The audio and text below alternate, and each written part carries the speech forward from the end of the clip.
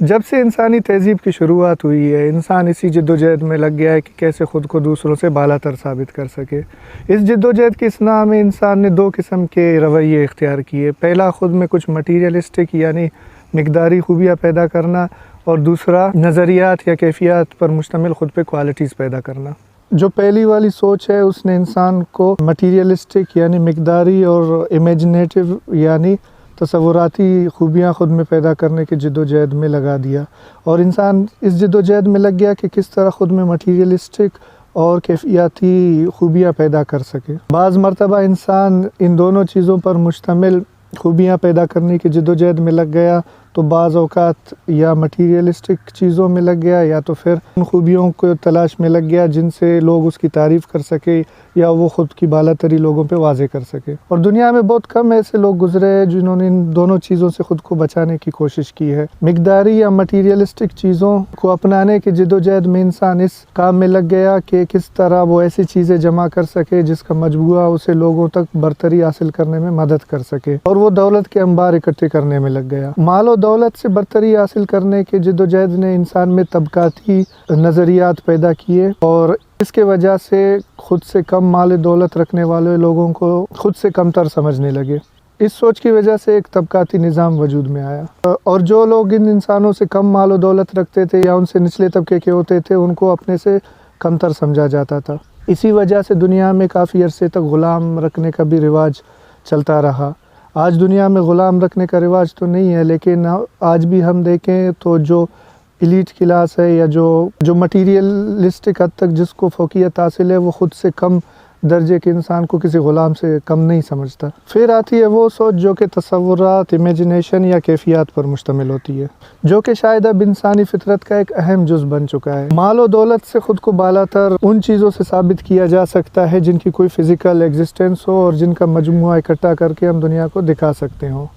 جیسے کہ زمین، جائیداد اور باقی چیزیں۔ اور دوسرے سوچ کے حامل لوگ اپنے سوچ، اپنے بیہیویئر اور اپنے نظریات کی وجہ سے چاہتے ہیں کہ لوگ ان کی تعریف کریں، اور محض اپنی تعریف کروانے کے لیے وہ خود اپنے اندر ایسے مجازی سوچ یا نظریات خود سے منسلک کرتے ہیں جس کی وجہ سے لوگ اس کی تعریف کر سکے اور لوگوں پہ اپنی بالاتری ثابت کر سکے۔ پھر ایسے انسان دوسروں کی سوچ، دوسروں کے نظریات، دوسروں کے افکار میں بھی کمیاں ڈھونڈتے رہتے ہیں، ہر وقت اس کوشش میں رہتے ہیں کہ دوسروں میں کمیاں ڈھونڈ سکے۔ ظاہر سی بات ہے جب تک آپ کسی کو کم ثابت نہ کریں تو خود کو بالاتر کیسے ثابت کریں گے؟ مختلف سماج اور مختلف تہذیبوں میں انسانوں نے فرضی پیمانے بنائے جس کے کسوٹی پہ لوگوں کو رکھ کے ان کی اونچ اور نیچ کا تعین کیا جاتا تھا۔ ایک شعر کچھ عرصہ پہلے میرے نظروں کے سامنے سے گزرا، اور غالباً یہ شعر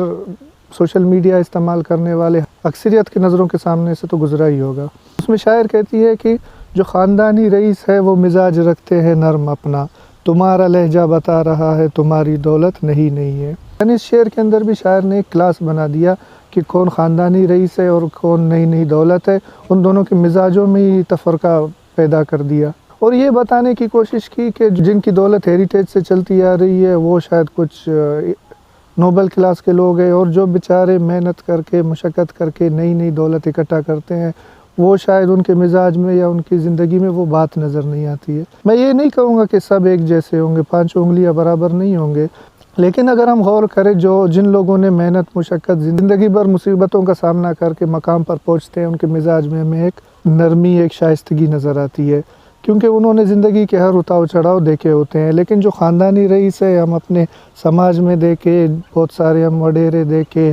بہت سارے ہم سردار، میر، معتبر دیکھے، تو ان کے اولاد اس طرح بیہیو کر رہے ہوتے ہیں جیسے وہ پیدا ہی اس دنیا میں دوسروں کو نیچا دکھانے کے لیے ہوئے ہیں۔ بات پھر وہی ہے کہ یہ سب پہ تو لاگو نہیں ہوتا، لیکن ہم غور کریں تو اکثر ہمیں یہی مزاج دیکھنے کو ملتا ہے۔ ایک لفظ ہے جس سے انسان ہمیشہ اپنی بالاتری دوسرے پہ ثابت کرنے کی کوشش کرتی ہے، اور وہ لفظ ہے خاندانی۔ دنیا میں کوئی بھی ایسا انسان نہ ہوگا جو خود کو خاندانی نہ سمجھتا ہوگا، اور اس لفظ کا الٹ یا تضاد ہر اس انسان کے لیے استعمال کرتا ہوگا جس سے اسے کسی قسم کا اختلاف ہو۔ خاندانی کا ہونے کا گمان اور دوسروں کو کم خاندانی ثابت کرنے کی جستجو میں کبھی کبھار ہم انسان اس حد تک چلے جاتے ہیں کہ اپنے فطری تقاضوں سے بھی منہ موڑ لیتے ہیں، اور جب ہمیں انہی تقاضوں کو پورا کرتے ہوئے جب ہم کسی اور کو دیکھ لیتے ہیں تو ہم اسے عقارت کی نظر سے دیکھتے ہیں۔ خاندانی کی طرح ایک اور لفظ بھی ہے جو ہر انسان اپنے لیے استعمال کرتا ہے، اور وہ ہے لفظ غیرت مند۔ دنیا کا شاید کوئی بھی ایسا انسان نہ ہو جو خود کو غیرت مند نہ سمجھتا ہو،